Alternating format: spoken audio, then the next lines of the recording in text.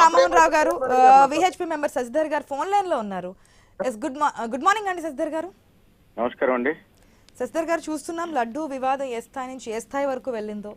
సుప్రీంకోర్టులో ఆల్రెడీ 2 పిటిషన్లు అనుకుంటే దాఖలయ్యాయి. ఏ విధంగా అంటే ఒకరు తప్పు అంటున్నారు, ఒకరు ఒప్పు అంటున్నారు. ఆఖరికి ఏదేది కలిసింది, ఎంత రేట్లు ఉన్నాయి ఏంటనే విధంగా మనకి కనిపిస్తున్నాయి. అవునండి. హలో, ఎస్ చెప్పండి. విశ్వ హిందూ పరిషత్ మార్గదర్శక మండలి పూజ్య స్వామీజీలు నిన్న తిరుపతిలో సమావేశం అవ్వడం, స్పష్టంగా మా డిమాండ్లు సిట్టింగ్ హైకోర్టు జడ్జి తోటి విచారణ జరిపించాలి. ఇది మా స్పష్టమైనటువంటి డిమాండ్. ముఖ్యంగా ఏదైతే ఇటు టీటీడీ పరీక్షలు చేసిన రిపోర్ట్స్ మా దగ్గర ఉన్నాయని అంటున్నారు, ఏఆర్ ఫుడ్ వాళ్ళది మేము మా రిపోర్ట్స్ మా దగ్గర ఉన్నాయనేటువంటి వాళ్ళ స్టేట్మెంట్స్ వస్తున్నాయి. కాబట్టి వెంటనే ఆ రికార్డ్స్ అన్ని కూడా సీజ్ చేయాలి. రికార్డులన్నీ కూడా సీజ్ చేసి సుప్రీం హైకోర్టు జడ్జి తోటి రోజువారీ విచారణ జరపాలి. ఒక టైం లిమిట్ పెట్టి 1 నెల రోజుల లోపల విచారణ పూర్తి చేసి దోషులు ఎంతటి వారైనా కఠినంగా శిక్షించాల్సినటువంటి అవసరం ఉంది. ఎందుకంటే కోటాను కోట్ల హిందువుల యొక్క విశ్వాసాలు తిరుమల పవిత్రతతోటి ముడిపడి ఉన్నటువంటి విషయము.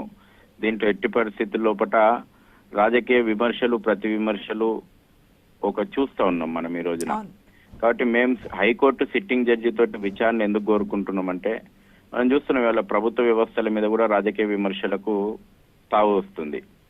అది సిబిఐ ఎంక్వైరీ అయినా లేకపోతే సిట్ దర్యాప్తు అయినా మళ్ళీ తిరుపతి కేంద్రంగా, లడ్డూ కేంద్రంగా ఈ యొక్క వివాదం కొనసాగడం, అటు రాజకీయ పార్టీల కౌంటరు, ప్రతి కౌంటర్లకు కేంద్రంగా తిరుపతి ప్రతిష్ట ముడిపడి ఉండడం అనేటువంటిది ఇది కూడా మేము స్వాగతిస్తలేము. అందుకే హైకోర్టు సిట్టింగ్ జడ్జి తోటి సాధ్యమైనంత త్వరగా 1 నెల రోజుల లోపల విచారణ పూర్తి చేసి, రోజువారీ విచారణ పూర్తి చేసి, ఒక ఏఆర్ ఫుడ్డే కాదు ఆ గతంలో సప్లై అయినటువంటి అన్ని రికార్డులను పరిశీలించి నిజానిజాలు భక్తుల ముందర పెట్టి దోషులను కఠినంగా శిక్షించాలనేటువంటిది విశ్వ హిందూ పరిషత్ పూజ్య స్వామీజీల ద్వారా మా డిమాండ్. మేము దేశవ్యాప్తంగా ఈ 2 రోజుల పాటు ఆందోళన కార్యక్రమాలకు కూడా పిలుపునిచ్చాము. ఒకటి, ఫ్రీ హిందూ టెంపుల్స్, ప్రభుత్వ అజమాయిషి నుంచి హిందూ దేవాలయాల వ్యవస్థ బయటికి రావాలి.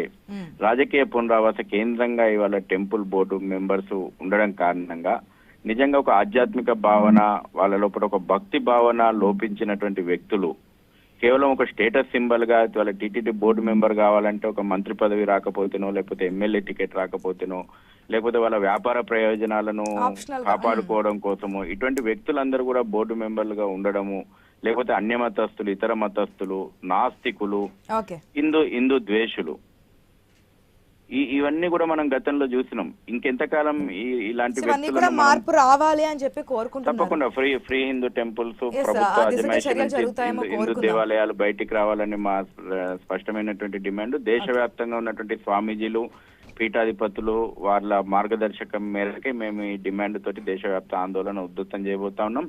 అవసరం అనుకుంటే కేంద్ర రాష్ట్ర ప్రభుత్వాలు, ఇప్పుడు దేవాలయాలు రాష్ట్ర ప్రభుత్వాల చేతుల్లో ఉంటాయి.